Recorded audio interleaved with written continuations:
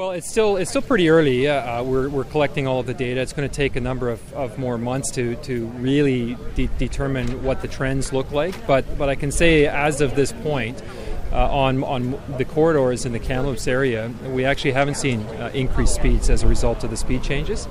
Specifically on the Coquihalla Highway, for example, prior to adjusting the speed limit there, the 85th percentile was 127 kilometers per hour. The 85th percentile today, or since the speed was changed, is actually 126 kilometers per hour, so a kilometer per hour less.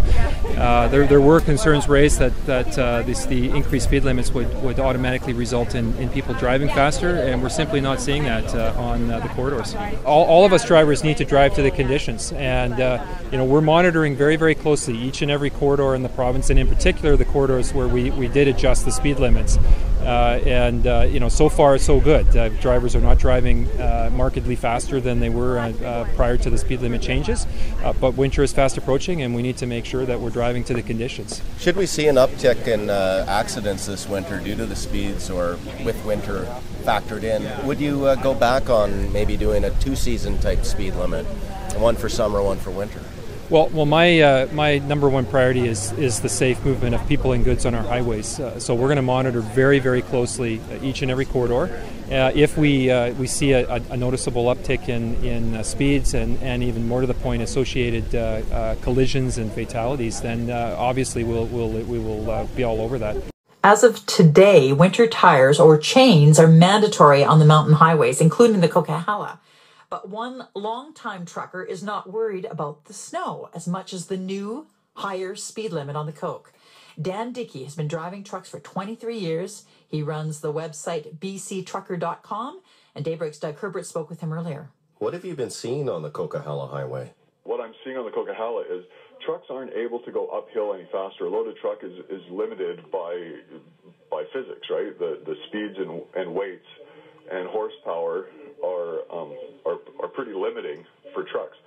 So I mean, trucks are going uphill as fast as they can already, and cars now with the new increased speed limits, the closing rate from a car gaining on a truck has increased exponentially, and cars aren't compensating for that. So they're getting caught, in dangerous situations. You watch it as you're climbing up a hill with a loaded trailer. You're watching vehicles come up behind you. Cars, trucks that are lighter are a lot of times having to make evasive maneuvers to get around you. So sort of last-minute lane changes and cutting people off, that sort of thing? But there's no room for error now. Like, how many of us have been driving down the road? You look down to, grab your cup of coffee, for those that smoke, to grab your pack of smokes, a mom driving up the road looks into the back seat for a second to yell at her children, or to see what her children are doing. And next thing you know, she looks ahead. She's either, veering out of her, the person's veering out of their lane, or they're catching up to a vehicle at a faster speed than they have anticipated, or that they're comfortable or used to previously. Now they've put themselves in a situation that can quickly become problematic. And as the weather changes,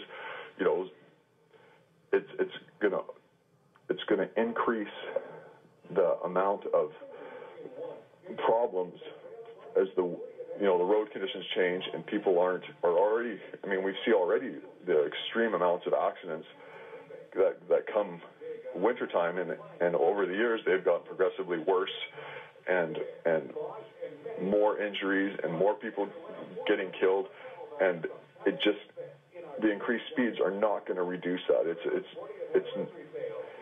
So I guess this winter coming is concerning for you, because you're going to be back out on the roads and people will be even going more quickly. Everyone wants to say that the limit is, that's the maximum. That's the maximum. But we all know that for the majority of people, that is the target, right? That is the average that they're trying to attain. So they're doing 125, they're doing 130. The roads. I don't believe the roads are built or banked or set up to expect the increased speeds. You're in the Kamloops area, right? Yes, yeah. Okay, so north of Kamloops on 5, right, like going up towards Rayleigh and Avola, up through Barrier out to Little Fort, like that whole section used to be 90, right? Like once you get past the Sun Peaks turnoff. Yes. Now that speed limit has been increased to 100. Well, there's curves, out towards like the Fish Trap Rest area, on the north side of Barrier, and on the south side of Barrier that were 70 kilometers, that were 80 kilometers marked. Those curve warning signs have been reduced or have been removed in some cases, and in other cases they've been increased from, some curves that were 70 are now been bumped up to 80, and that's happened in a lot of other areas on BC highways too. So cars that are vehicles that aren't necessarily familiar with the roads, right, coming out in the winter, they're not aware of the reduced speeds that were previously required for these curves, and they're going to, it's just going to be a mess. I believe it's going to be an absolute mess this winter. Yeah. Yeah, I'm extremely concerned about the increased speeds. I'm extremely concerned about the increased aggression of drivers that are not going to be able to do what they perceive as the required speed because it says 100, I should be able to do 100, and I'm concerned about trucks and all vehicles that aren't familiar with the roads that are going to be attempting to drive these roads and increase speeds. Longtime truck driver Dan Dickey speaking with Daybreak's Doug Herbert. Dan runs the website bctrucker.com. So what's your winter forecast for the Coquihalla? Will the new speed limit lead to more crashes, or will drivers slow down and drive to the conditions? Your voice is required on our talkback line, 1-855-400-2221, or you could email us, kamloops@cbc.ca. Well, it's still pretty early. We're collecting all of the data. It's going to take a number of more months to really determine what the trends look like. But I can say as of this point, on the corridors in the Kamloops area, we actually haven't seen increased speeds as a result of the speed changes.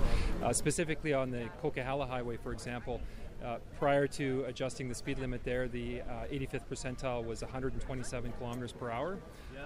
The 85th percentile today, or since the speed was changed, is actually 126 kilometers per hour, so a kilometer per hour less. There were concerns raised that the increased speed limits would automatically result in people driving faster, and we're simply not seeing that on the corridors. All of us drivers need to drive to the conditions, and we're monitoring very, very closely each and every corridor in the province, and in particular the corridors where we did adjust the speed limits. So far so good. Drivers are not driving markedly faster than they were prior to the speed limit changes, but winter is fast approaching, and we need to